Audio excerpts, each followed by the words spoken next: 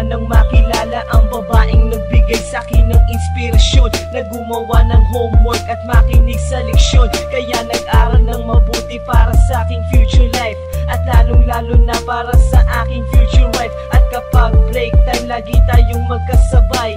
Kinikilig ako pag hawak ko ang iyong kamay, habang tayo ay naglalakad pag tayo'y pauwi. Lalo kong tinatamaan pag ika'y ngumingiti. Ang lahat ng bighati, ikaw ang nagtatanggal. Dahil sa iyo kaya pasado sa periodical. Buhay ko ay nag-iba, binigyan mo ng sigla. Tumaas na din ang grades ko sa matematika. Ikaw lang ang dahilan para to sa'yo mahal. Inaalay ko sa'yo ang natanggap kong medal.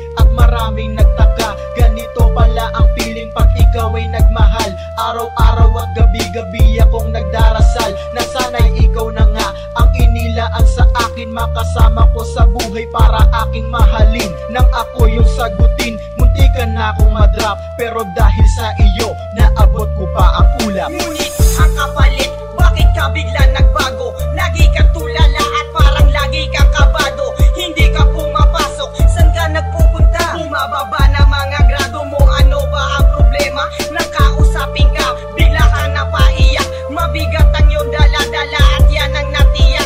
Nang ikaw ay tinanong, hindi mo ko sinagot.